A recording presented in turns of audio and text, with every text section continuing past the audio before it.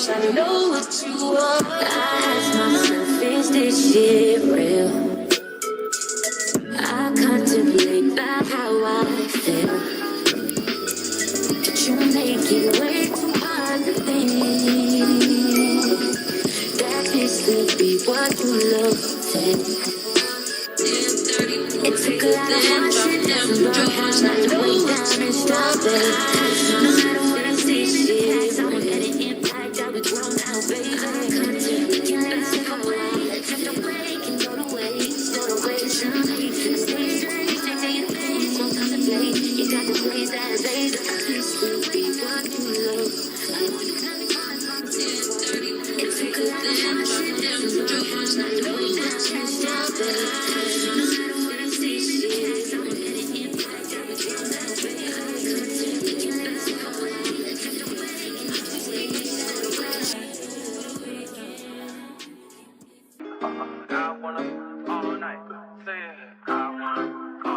Hello, stranger. It's been a minute since we last kicked it. And by the way, just got in town, and I won't let you in this club. It's all in the sky. Ruin my vibe. Usually I don't do this often, but since recruiting isn't an option, due to unusual rain and thunder, baby I wonder,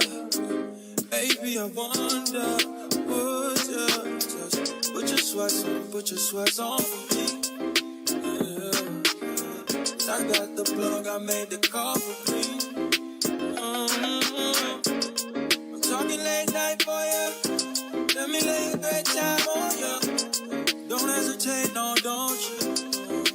Just say you will. Come through and chill. Just say you will. Come through and chill.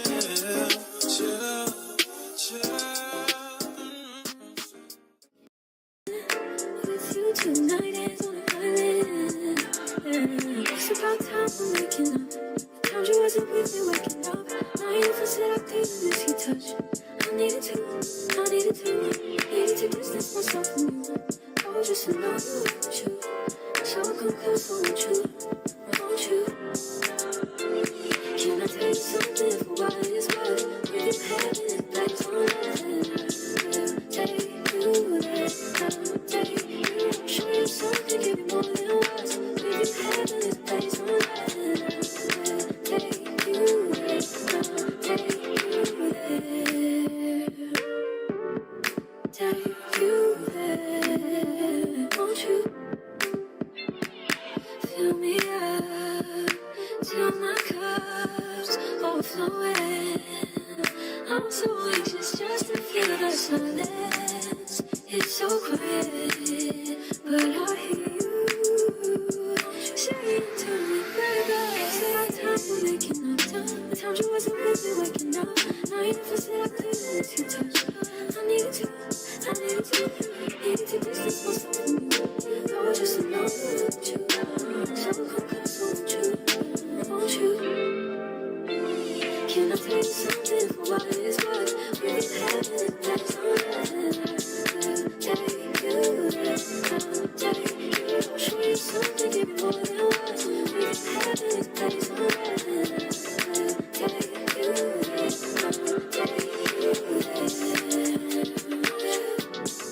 take you there. Please be don't teach me nothing you need that. I want you to give it to me, yeah.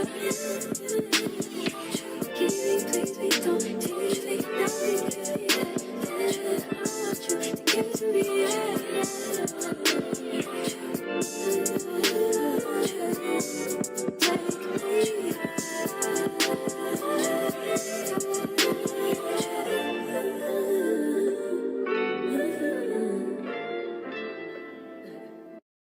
Capping like the narco. Got dope like Pablo. Cut throat like Pablo. Cut throat. Chop trees with the Draco. Draco. On the north got Diego. Diego. Say hasta luego. We'll be in rapping kilo. Snub nose with potato. Take out. No monkey in the jungle, blind hot like a sauna. Busting up and I'm trying to weave an anaconda. Jumping in the water, trying to slip across the water. Got see yours out, got my big eye for Ronald. Out bag of money, know I gotta have it. Savage, but I'm still a gentleman in Cali. Athletic, nigga turn them in about the cabbage. Kill his whole family, do run up with the package. I just put it back on the way to Bogota. Fuck his eyes out, and I'm telling what he saw. I'm watch out, I don't know if he'll talk. Get a chainsaw and I'ma saw our legs off. They know that we're a gang, but they say that we're a ring. Investigating, taking pictures of the whole team. Undercover trying to do his thing. 10 mil on a plane, going straight them in a team. Trapping like the narco. Got dope like Pablo. Cut throat like Pablo. Chop trees with the Draco. On the north got Diego. Say hasta luego. We'll be in rapping kilo.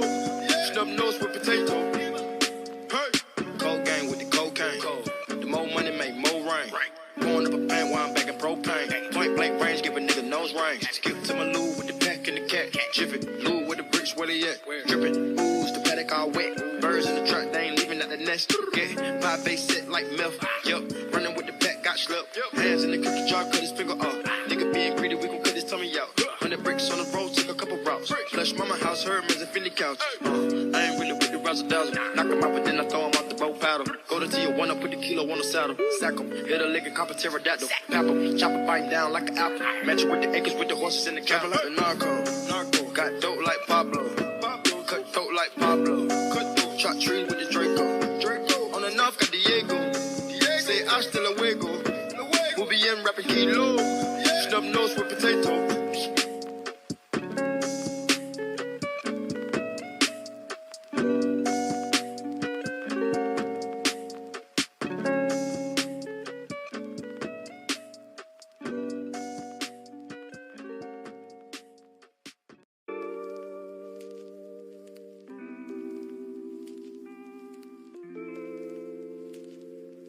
Damn, Zeus, you too cold, bruh. What you doing? Bad bitch, if she do what I say so. Big 40s in a big ass Draco. 3 more millions when you ask how my day go. Put a buffalo, not a blueberry fago. Fuck go, and we straight to the source shit. 2 small bands just to take you out real quick. 3 more hoes, pull up, I'm fucking shit. That's how it goes. Baby, if I'm coming straight.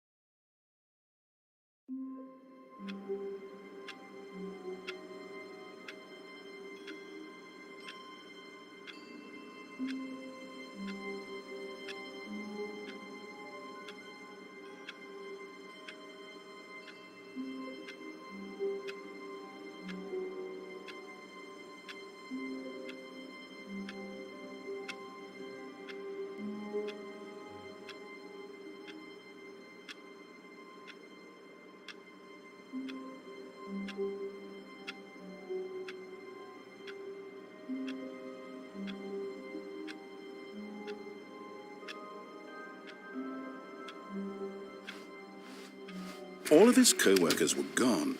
What could it mean? Stanley decided to go to the meeting room. Perhaps he had simply missed a memo.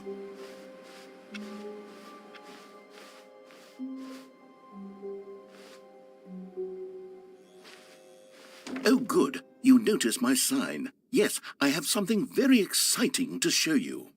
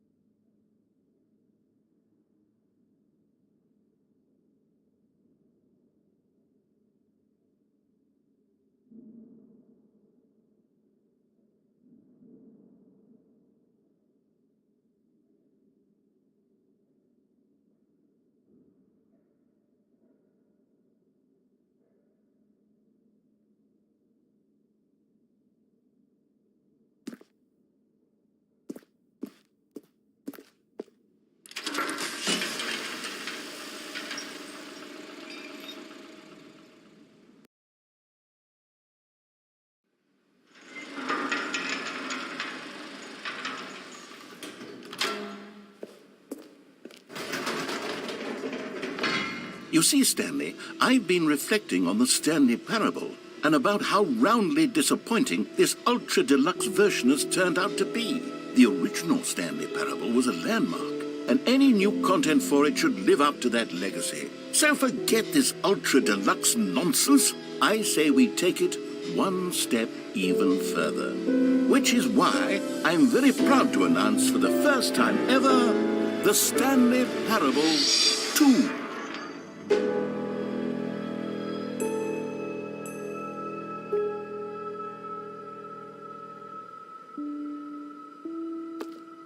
Yes, you see, isn't this far superior to a measly re-release with a few minor additions? Think of all the new territory we'll cover with a fully fledged sequel. An entirely new experience, built from the ground up.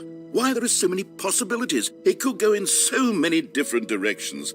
This is what fans have truly been asking for.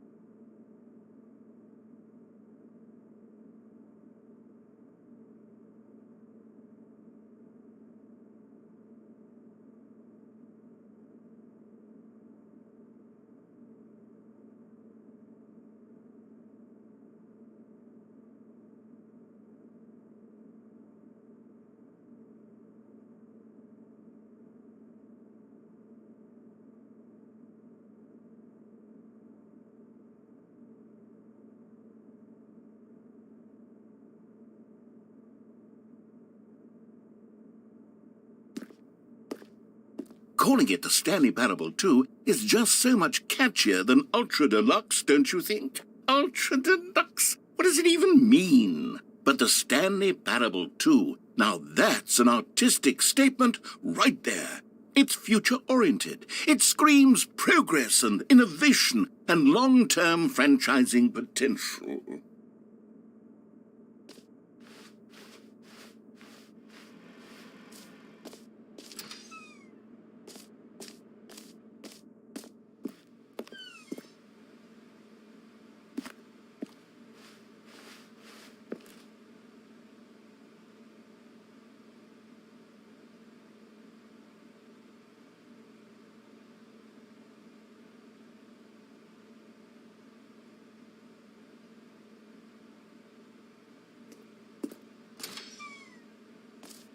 Now, to be clear, I haven't quite nailed down what exactly the Stanley Parable 2 is going to be, but let's take a look at some of the features I've been developing for it. I figure that if I can loosely organize a handful of interesting concepts, that surely the game will sort of naturally spring up around them. It'll all work itself out. Game development is much more of a fuzzy magic than anything scientific or logical, really.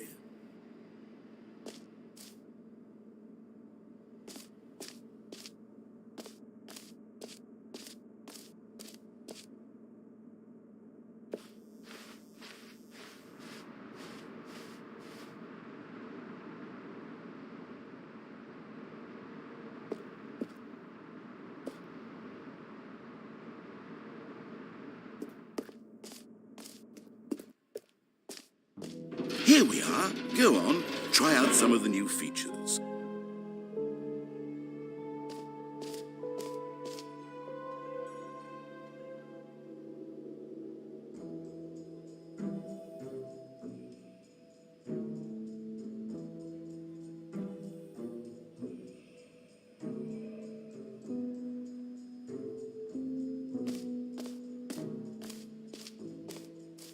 Okay, I'll be honest, I haven't yet decided on this one.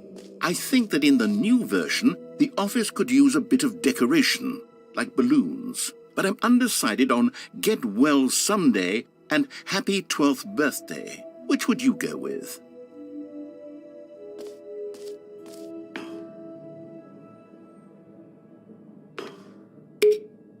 You know, sometimes when you solicit another person's opinion, it makes you realize that you knew which one you actually really wanted all along. Happy 12th birthday, step-niece, it is.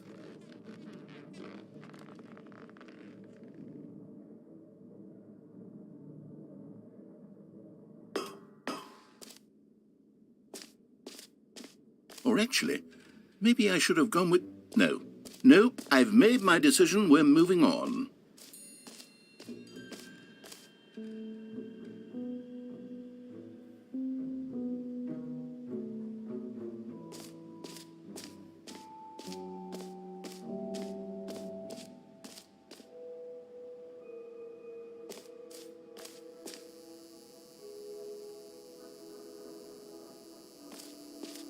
Now, here's something special. You remember that broken test achievement that got left in the game on accident? Well, I'm developing a technology to simply give you the achievement. Yes, you see, you'll come to this lever, and when you pull it, the achievement will be given to you. It's as simple as that. Okay, perhaps I should have clarified. This is technology that will exist. Right now, the achievement is still fully broken. I'm not a wizard, Stanley, but I guarantee it will be fixed in the sequel to at last satisfy the hordes of ravenous fans all over the world who have been uproariously demanding this feature. Gamers, we hear you, and I promise it will happen.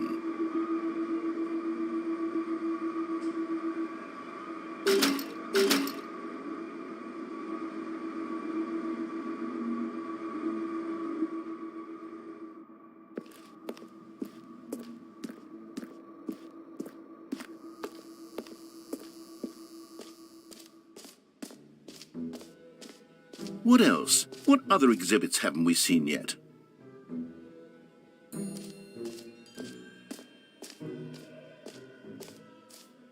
You know what? Let's bring the jump circle back for Stanley Parable 2 as well. It's a... Oh, wait. You already spent all your jumps the first time we saw the jump circle? Oh well. I suppose it can just be a nice decorative piece then.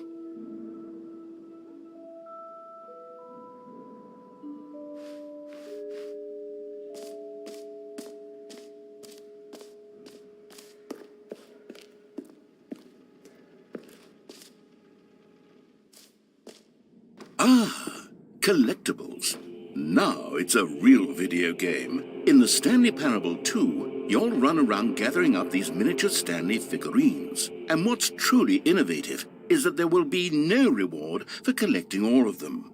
I don't want to stifle the intrinsic joy of watching a number go up. You simply collect all of them, and then you move the hell on with your unremarkable life.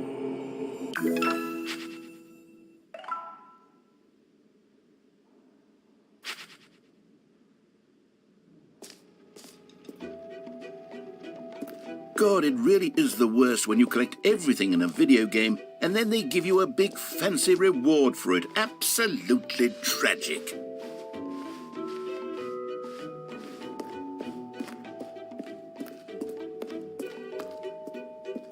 Oh, goodness, Stanley, this is fairly awkward.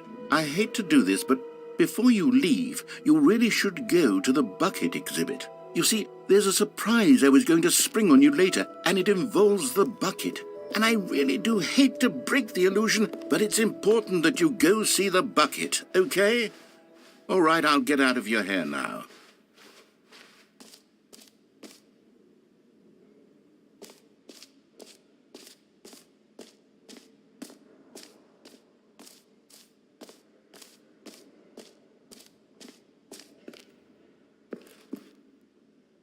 A common complaint of the Stanley parable was that it was confusing and paradoxical, that it engendered a chaotic sense of reckless despair in those who played it. Well, I am happy to say that after much consideration, I've engineered a clever solution to this fundamental problem with the game. It's the Stanley Parable Reassurance Bucket. You see, Stanley, anytime you're holding the bucket, a sense of calm and ease will fill your mind and your heart. It's true. As long as you hold on to the bucket, the many disorienting contradictions of the Stanley Parable will feel perfectly normal and perhaps even comforting. You may even come to long for the gentle embrace of jarring cognitive dissonance while the bucket is in your arms. And to be honest, it's a much more convenient solution for me than actually redesigning the game to be less uncomfortable. Can you imagine what a pain in the ass that would be? Yes, the bucket is the perfect solution. Come on, give it a try.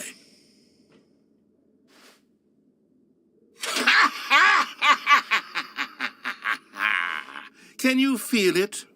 The glow of comfort, even in the face of crushing despair, must already be sweeping through your body. And in fact, can I say that I do believe the bucket lends you an air of charisma as well? I think that just holding it has made you the slightest bit more attractive as a person. The benefits of the bucket seem to go on, don't they? All this and more await you in the Stanley Parable too.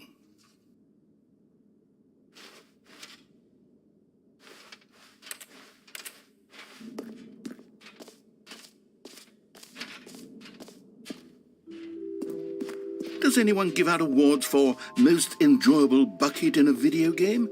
That really should be an award if it isn't already.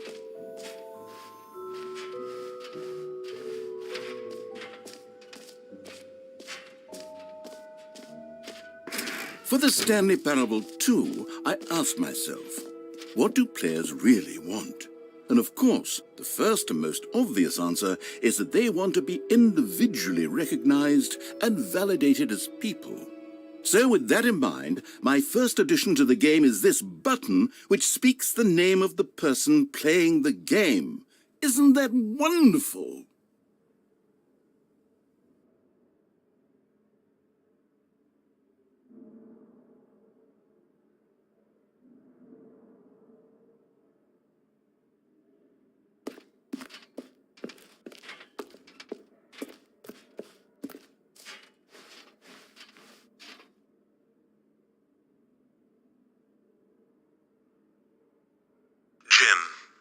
Sorry, I should have clarified. Right now, the button only says the name Jim. But of course, in the final game, this button will say your name, whatever name that is. Here, let's have you role-play as Jim to really simulate the full experience of this feature. Just play along. I promise you'll love it. Okay, here we go. Let's take a deep breath, clear your mind, forget whoever you are, and simply become a person named Jim.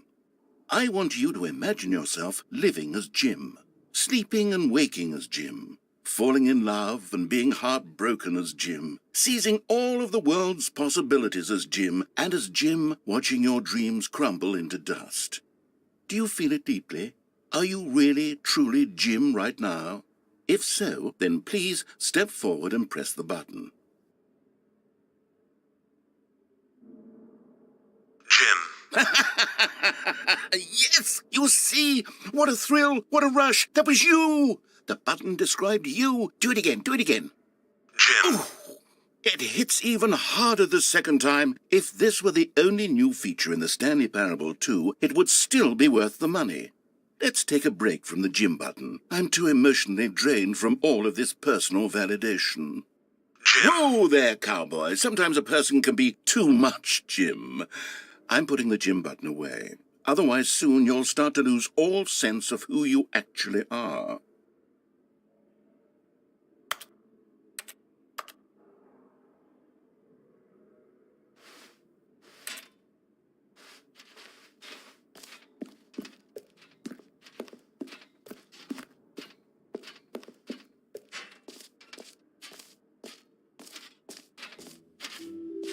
I suppose I could allow only people named Jim to play the Stanley Parable 2. That would actually save me the work of finishing this feature.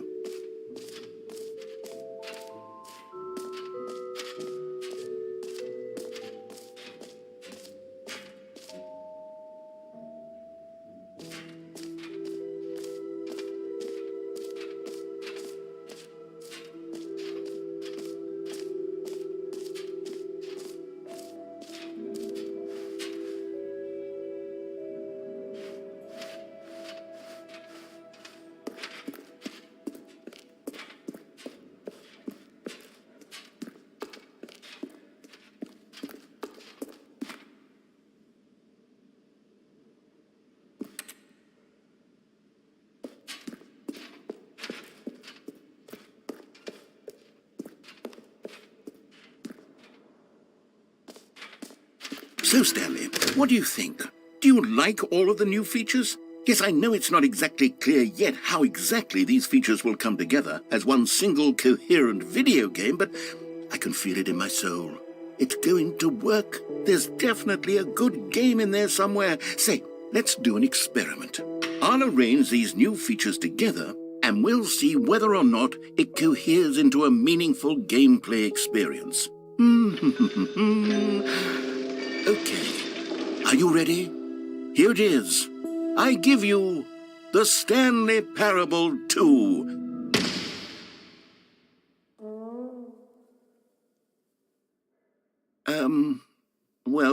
I mean, there's potential here, right? It's sort of... Okay, never mind.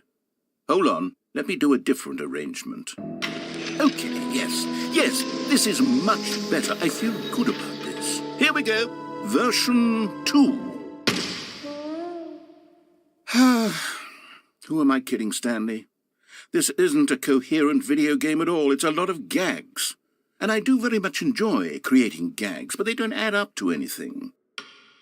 I wanted more than anything to create a sequel that would capture all the magic of the first game. I wanted fans to love it. No matter how good these gags are, they won't stand on their own. They would need the structure and the gameplay of the original.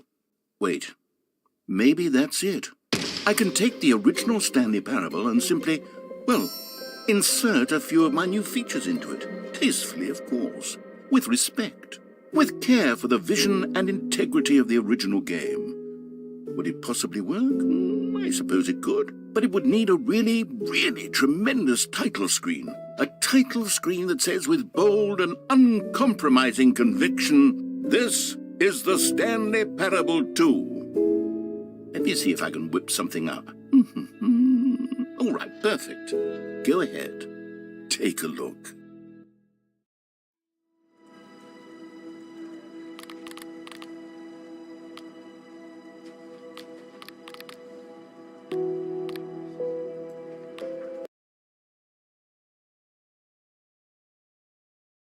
This is the story of a man named Stanley.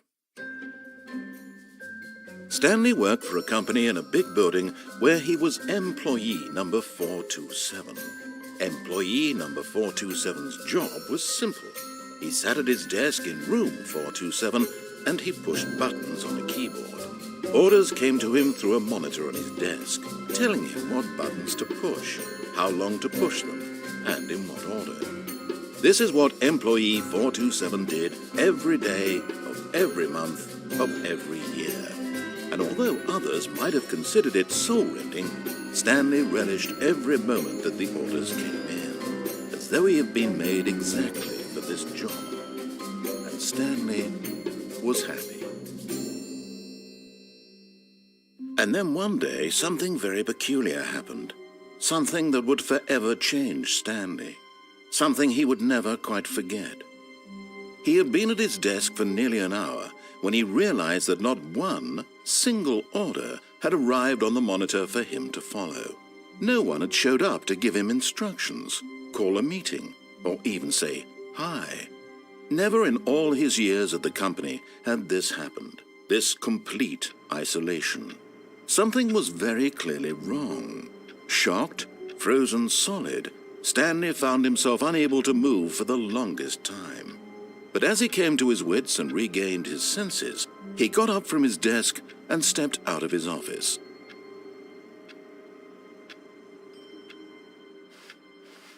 All of his co-workers were gone. What could it mean? Stanley decided to go to the meeting room. Perhaps he had simply missed a memo. Stanley picked up the bucket.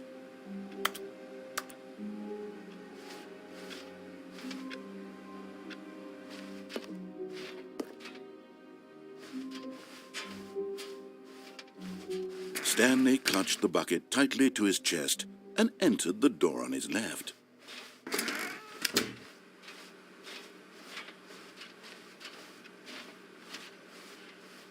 Still no one was here. Stanley needed the bucket's warmth and comfort now more than ever. Perhaps his boss's office was where he'd find answers.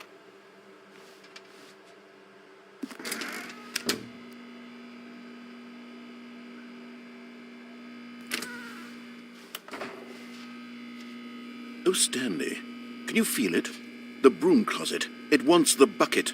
You can feel that, can't you? The aura of jealousy, it's as clear as day. This broom closet believes it deserves the bucket. I can really feel it now. It's a bucket. It belongs in a broom closet. That's what the broom closet is trying to say here. It's supposed to go with the other cleaning supplies. Good for you, Stanley. Don't give in. Don't hand over the bucket. I know how hard it must be, given the pressure that the broom closet is putting on your shoulders right now, but you have to be strong. This is your bucket. This is your companion and lifelong friend.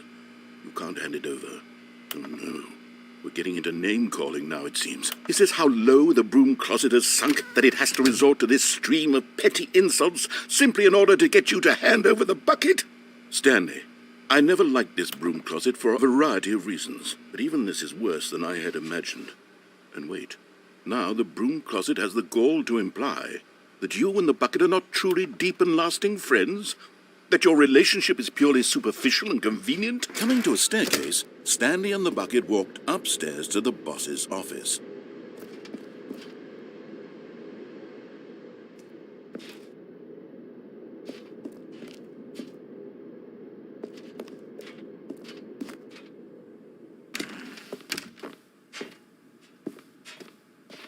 Stepping into his manager's office, Stanley was once again stunned to discover not an indication of any human life. Crushed by the weight of this revelation, Stanley may have broken down into an emotional dumpster fire if not for the soothing presence of the bucket. Even now, in his darkest of hours, did the bucket's warmth and guiding light pierce the dark clouds of confusion and chaos. It would be with him always. The bucket would, and he knew it.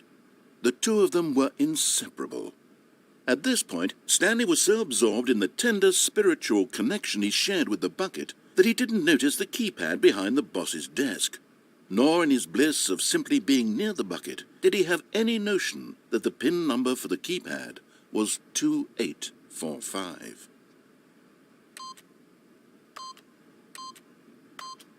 But Stanley guessed the correct code by sheer luck. Was it that the bucket knew all along? Was the bucket guiding him? Yes, this is certainly the most logical explanation.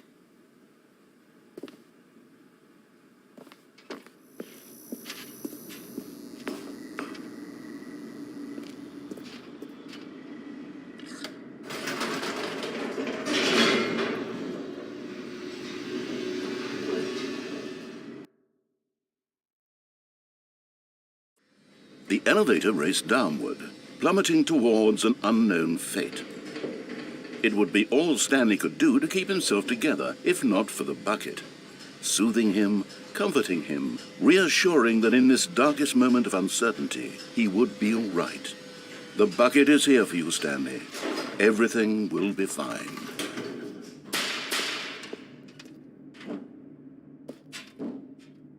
Stanley and the bucket walked straight ahead through the large door that read, Mind Control Facility. Although this but of course, Stanley and the bucket thought better of it and realized, nope, it's death for Stanley and the bucket.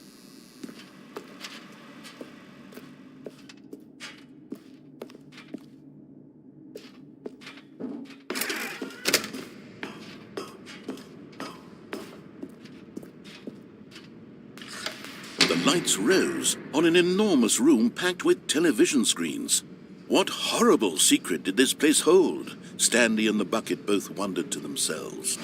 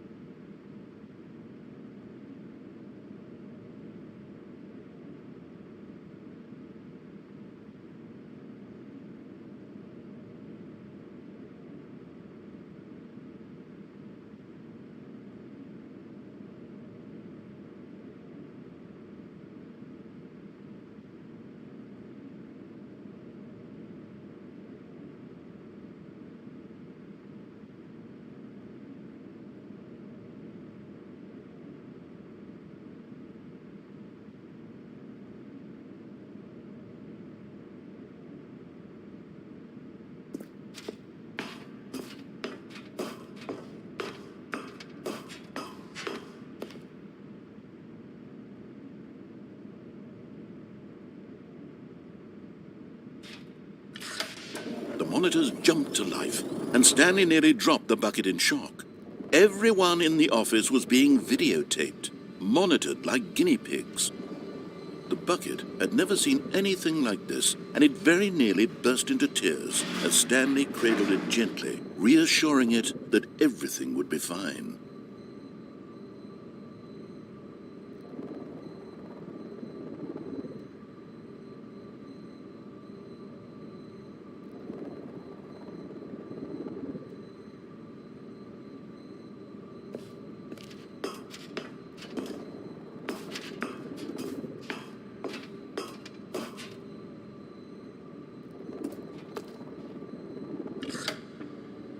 Was the bucket under the mind control facility's influence as well?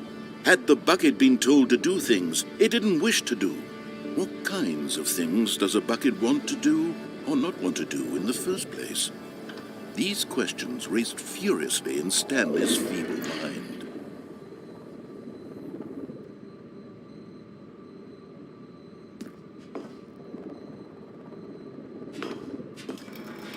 No! He screamed into the bucket. He couldn't accept it. His own life in someone else's control, never! He squeezed the bucket tighter. His one friend in the entire world. At this point, he could trust no one except for the bucket.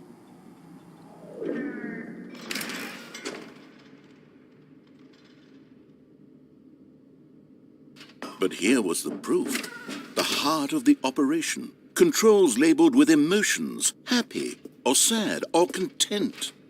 Walking, eating, working, all of it monitored and commanded from this very place. And as the cold reality of his past began to sink in, Stanley decided that this machinery would never again exert its terrible power over another human life. For he and the bucket would dismantle the controls for good.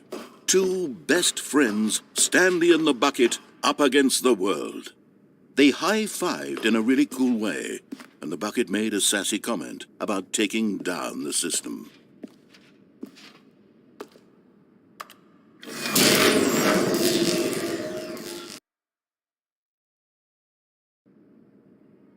Stanley and the bucket waited in blackness.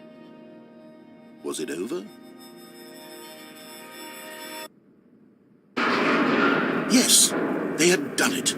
Stanley and the bucket had defeated their greatest and darkest enemy, freed themselves from the tyrannical grip of the evil mind control machine. Freedom was now mere moments away. Excitedly, the two of them began to discuss the kind of life they wanted to live once they stepped through this massive door. The bucket wanted to learn to roller skate. Stanley wanted to sneeze in every country on Earth. Both of them wanted to begin watching a movie, any movie, but then stop it halfway through and begin watching it in reverse from the end. True, it was a simple life they envisioned, but it was one they'd lived together, with one another to lean on, to trust, to support, and... What? Wait. What was happening? Why had the door stopped? Was Stanley and the bucket not about to be freed? An unbearable silence filled the room, lingering in uncertainty, until finally the truth hit Stanley square in the face. This building did not want the bucket to leave. Even the facility itself recognized the incredible calming presence of the bucket, needed the soothing warmth of the bucket, would go to any lengths not to part with the bucket. No.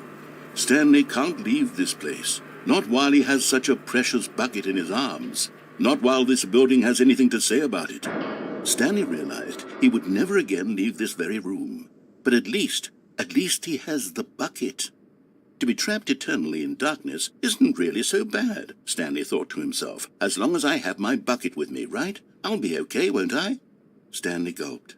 Very soon now, he was about to find out.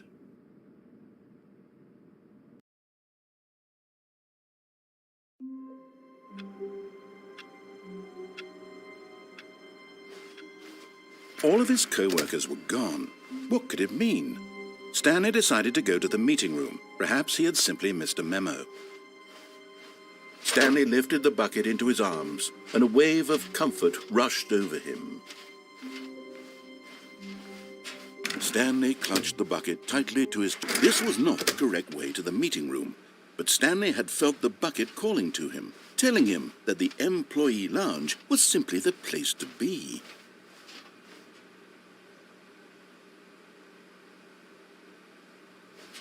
And here it was. Had the bucket turned out to be correct? Was this better than the meat? No, never mind. The bucket was wrong. Stanley took the door on his left to go back to the meeting room.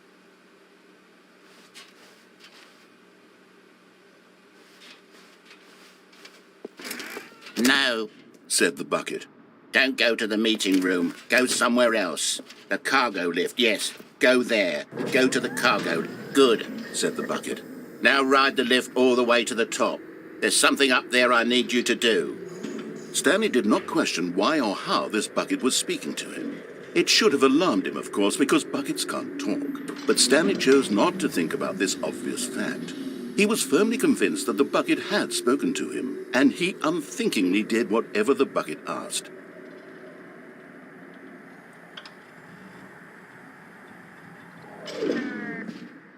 In here, said the bucket. Go into this dark room over here. Stanley once again obeyed blindly.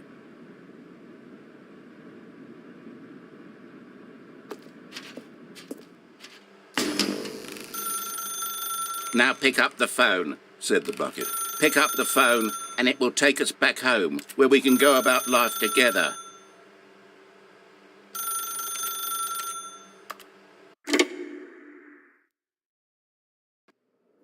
This is the sad story of a man named Stanley and his bucket. Once upon a time, I gave Stanley a bucket because I thought he was lonely and could use a friend. And then, very distressingly, he began to believe the bucket could speak to him.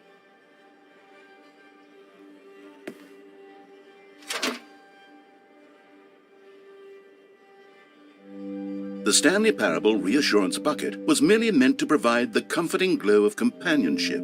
It doesn't literally talk and give you orders. Whatever Stanley is hearing the bucket say to him is just in his head.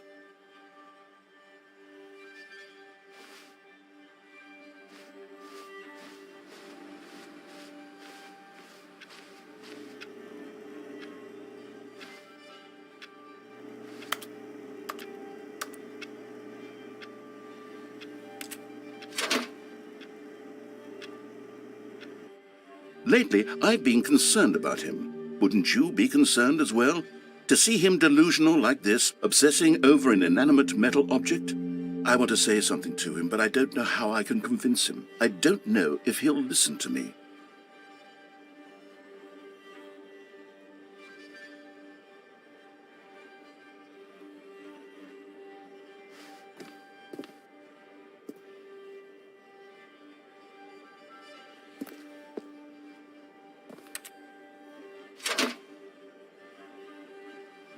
Oh, I'll try anyway. Stanley, can you hear me?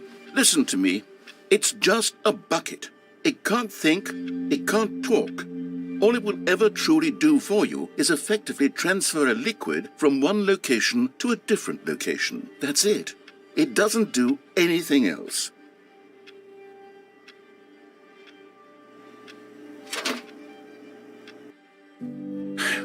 You see, he's not listening. He's still taking orders from the bucket. You know, once upon a time it was me he took orders from, me he trusted and listened to. Now all he cares about is his awful bucket, this stupid hunk of metal.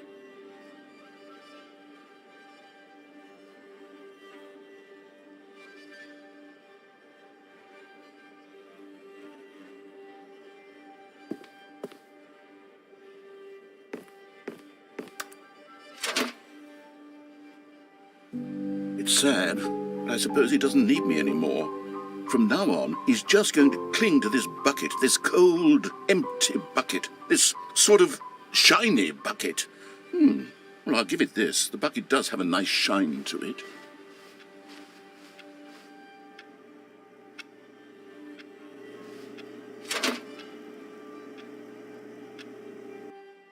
Yes, I suppose on closer inspection that it doesn't quite look like your average hardware store bucket. It's just a little more, what am I trying to say? Sturdier, more capable of transporting liquid. Like it would be better at moving an amount of water from one room to another.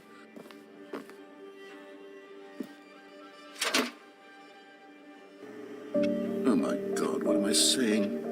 Better at carrying water from room to room. It's a bucket. It's literally just a bucket.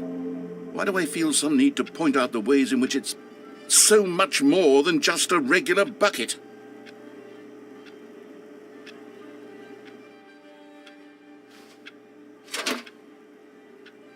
Oh no, I'm having feelings for the bucket. Oh, no. What's going on? Why do I want to be with the bucket?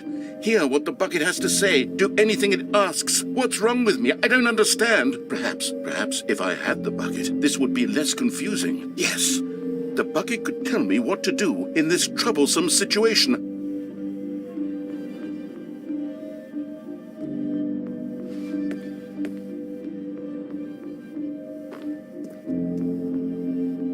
Stanley, give me the bucket. Give it to me. Give me the bucket, Stanley. I need it. Give it to me now. Give it, or I'll...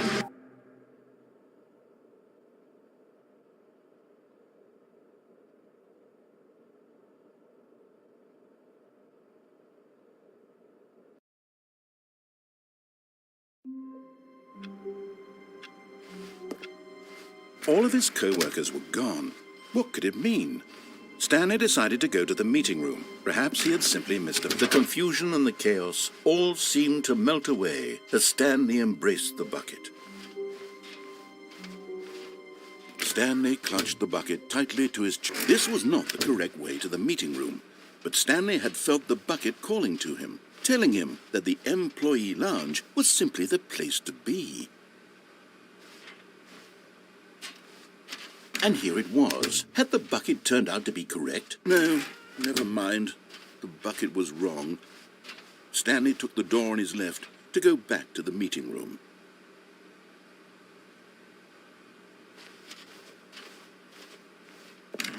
No, Said the bucket.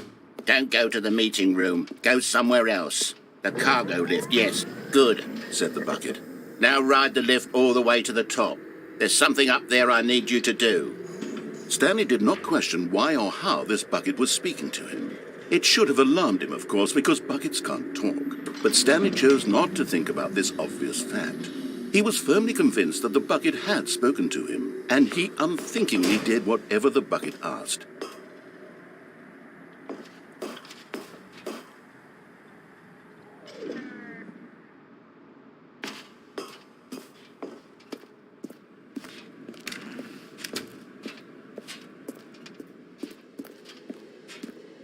No, stop. Look there on the wall. You see, there's a sign right there. It says, "No buckets past this point." Stanley, how could you think it was okay to bring the bucket here? Unless, what if the problem is that you actually don't know what is a bucket and what isn't a bucket? I suppose that would explain a lot about your behavior up to this point. Which, if that's true, well, my goodness, I think we have to do something about it. This misunderstanding could have dire consequences on the entire rest of the game if not addressed quickly and properly. So much of the impact of the story is dependent on your understanding of what is and isn't a bucket. Please, step in here for a moment.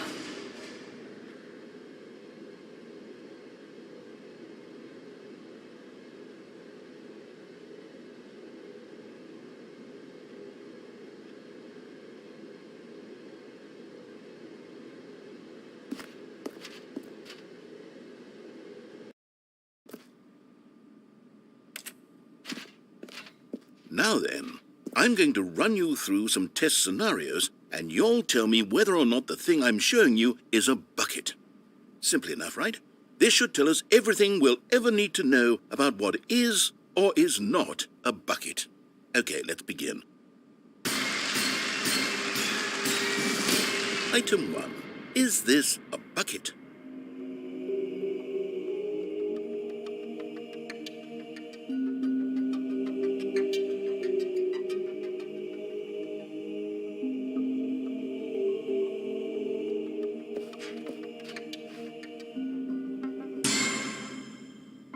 Correct.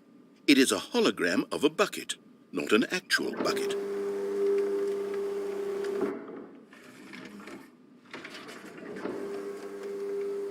Item 2. Is this a bucket?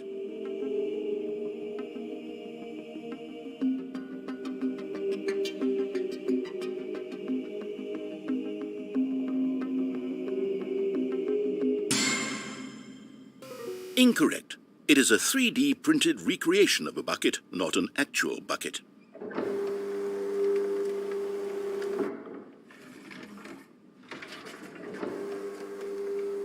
Item 3. Is this a bucket? Correct. This is a bucket.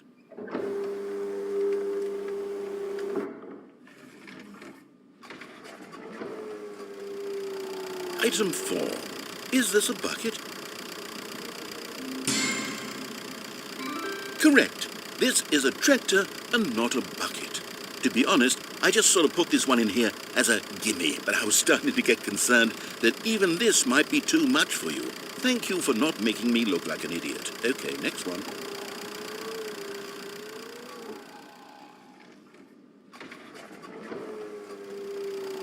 Is this a bucket? Incorrect. This is a bucket.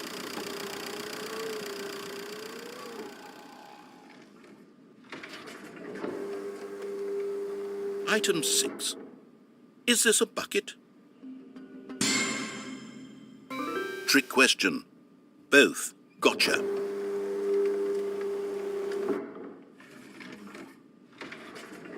Item... Wait, hold on. I can't find the next one. Let me see. It should be around here somewhere.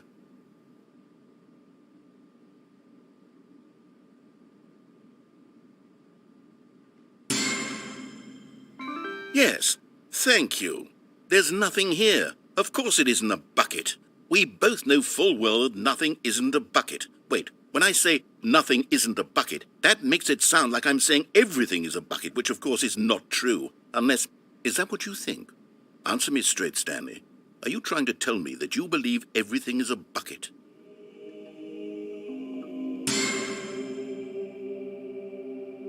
You know what? I'm too confused to even sort it out. I've lost all sense of perspective. What is a bucket? What isn't a bucket? Mere moments ago I could answer these questions with confidence, and yet now I'm somewhat adrift. Do any of us know what a bucket is? Am I a bucket? Stanley, I can't keep doing this. I'm losing myself, and myself was all I ever had to begin with. I'm afraid the bucket is threatening to tear our relationship apart. I can't have that. I'm sorry. But I'm going to erase all buckets from the game entirely. Okay, here we go.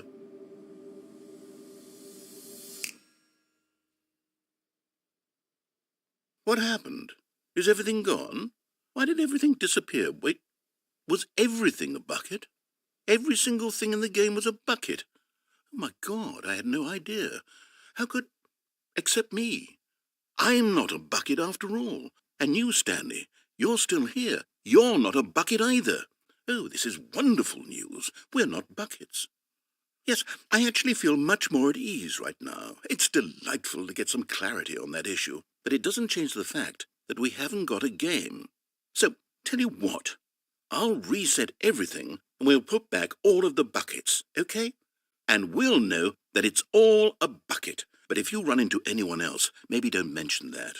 Who knows what that information might do to a person? All right, here we go.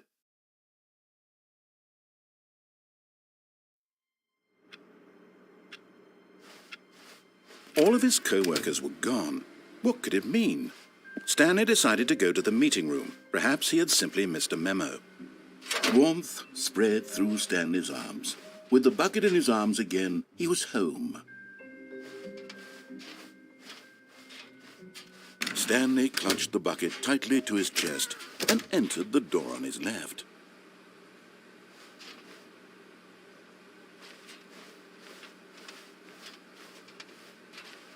Still no one was here.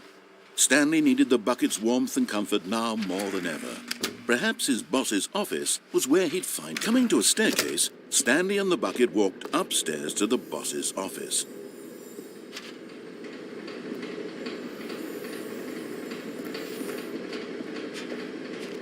But Stanley just couldn't do it.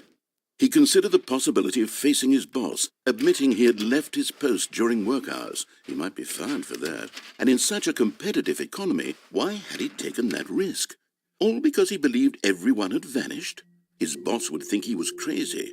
And then, something occurred to Stanley. Maybe, he thought to himself, maybe I am crazy. He looked down at the bucket in his arms. Am I crazy? He asked the bucket. The bucket returned his gaze, but said nothing at all. That's strange, Stanley thought. Usually the bucket is a source of guidance and wisdom for me in difficult times such as these. He held the bucket close, yet felt none of its familiar reassurance and comfort. And that's when Stanley realized, this isn't my bucket. It's just a normal, everyday bucket. Someone else's bucket, perhaps. How did I end up with someone else's bucket? This is all terribly wrong. Surely no good would come from this. Who knows what sorts of bizarre hallucinations Stanley might experience without the psychologically grounding presence of his bucket. And indeed, now he noticed that the rooms were repeating, which was, of course, very odd. And now he felt himself floating off the ground. Oh, gracious, he exclaimed. Without my bucket, I've gone truly mad. Where is it? I must find it. Far off in the distance now, he heard it, calling to him. Stanley! Stanley, it's me, the bucket. Could it truly be? He rushed forward from room to room, passing by one bucket after the next. None of them were his. None of them were his special bucket.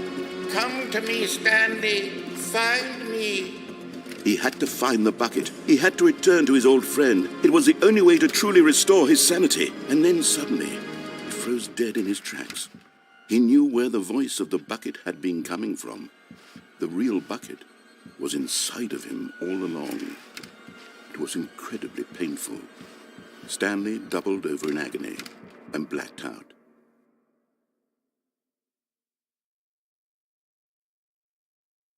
This is the story of a woman named Mariella. Mariella woke up on a day like any other.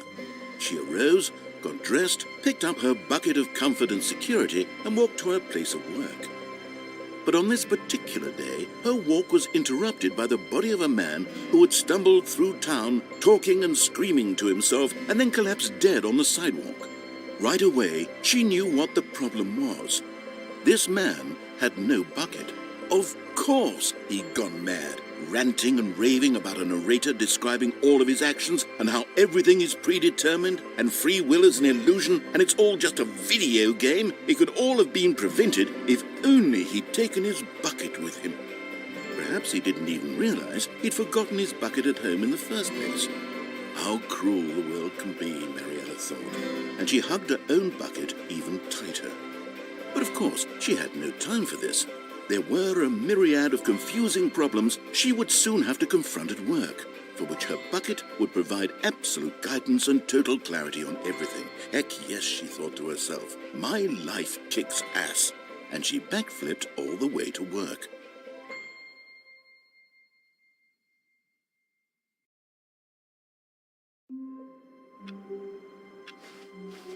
All of his co-workers were gone. What could it mean? Stanley decided to go to the meeting room. Perhaps he had simply missed a memo. Stanley picked up the bucket and smiled. He'd never be alone again, not truly alone, not with the bucket around. Stanley clutched the bucket tightly to his chest. This was not the correct way to the meeting room, but Stanley had felt the bucket calling to him, telling him that the employee lounge was simply the place to be. And here it was. Had the bucket turned out to be correct? Was this better than the meeting room? Yes, Stanley thought to himself. Yes, perhaps it truly was. How insightful the bucket turned out to be.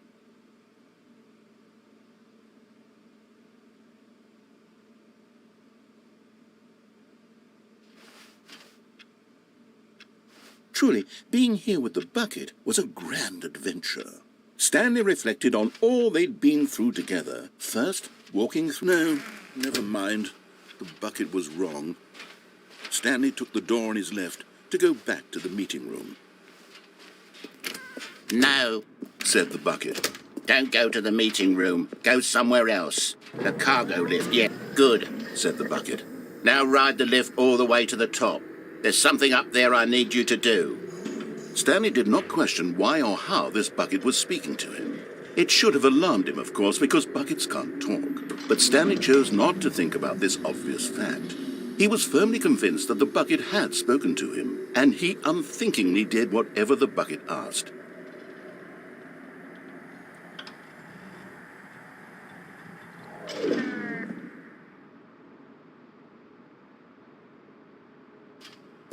In here. Said the bucket. Go into this dark room over here.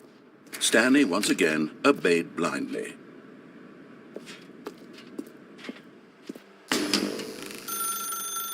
Now pick up the phone. Said, "Whoa, hold on. Why did you unplug the phone? Were you trying to resist the bucket's orders? Stanley, I was joking. Obviously, the bucket isn't talking to you and telling you to do things. Buckets can't talk. It was a joke. Don't you get the joke? It's funny, Stanley. A talking bucket. Can't you see? Oh, goodness. I must have really bungled up the delivery if you actually took me seriously. Where did I mess up the joke? Should I have paused for longer or spoken quicker? Comedic timing is so difficult. I wish I were better at it. But there isn't exactly an instructional video on comedy that one can watch to fully... Oh, wait, yes, there is. It's sitting right here. Let's take a look. What is comedic timing? What is comedic timing? How does it work? How long should it last? How can it be used to effectively silence your political enemies? And more importantly, can it be taught in its entirety within 90 seconds? Thankfully, the answer to all of these questions is yes. Let's dive deeper. If you've ever told a joke or made someone laugh, in all likelihood, you did it while standing 50 to 80 centimeters from them in a room of no more than 76 degrees Fahrenheit, with one of your arms raised straight upward at a 15-degree angle from your body. These are the optimal conditions for good comedic timing. To begin the joke, start by stating and spelling your name. Next, provide a brief synopsis of the joke, including the specific times at which the recipient of the joke will laugh, and then spell out your name a second time. With these steps complete, it's time to begin the humor. Speak the entire joke in no more than 18 seconds and no less than 13 and a half. Pausing only for bathroom breaks when necessary. When the joke has concluded, it is customary to inform your listener that the joke is over by declaring in your loudest possible voice, "I'm Dunny with the funny." Let's practice screaming, "I'm Dunny with the funny" now. Good.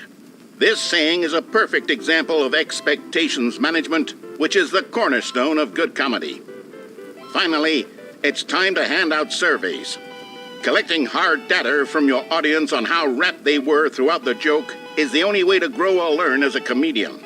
An effective survey should be no less than 10 pages long and should include the same question reprinted several times, just to ensure the survey taker is actually paying attention and not simply filling in answers at random.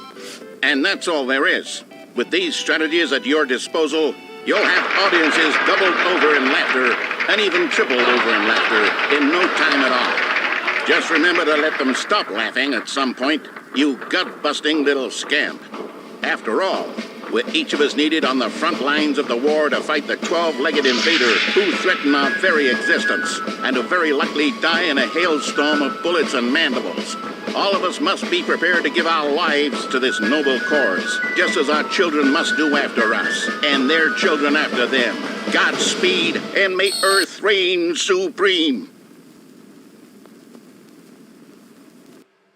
Hey, goodness, this video is a little outdated, isn't it? Well, no matter. I think the fundamentals of proper comedic timing are still as relevant today as they were back then. So, with that in mind, I believe the only way forward is for us to return to the two doors and walk through all of this again, so I can try telling my story with more appropriate comedic delivery. Come along, let's head back.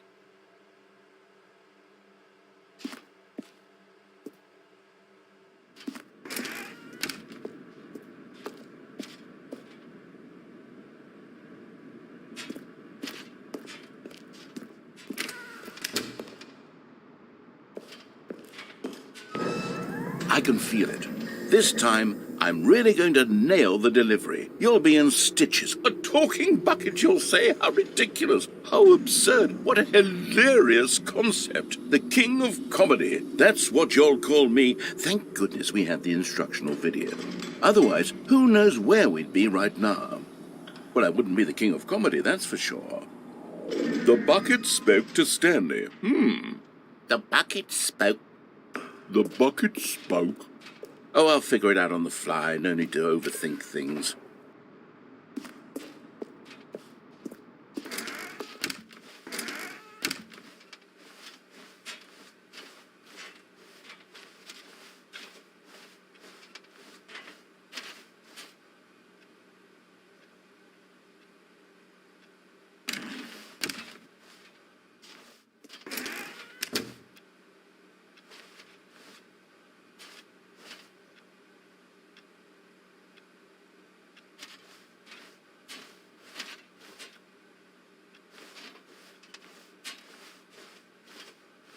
Here we go. You ready? When Stanley and the bucket came to a set of two open doors, they entered the door on the left. No. You were supposed to go through the door on the right, leading back to the phone. Did you not even look at the instructional video? I think this is all covered very clearly. There's no way I can make the comedic timing work now. It's done. The joke is completely done and over. It's all your fault, Stanley. I'm going to be ridiculed in the community of other joke writers. I'm going to be shamed at every one of our meetings from now on. All because you couldn't watch a simple video and take a hint. Are you proud of yourself for bringing me down, Stanley? Are you proud? Here we go. You ready? When Stanley and the bucket came to a set of two open doors, they entered the door on the left.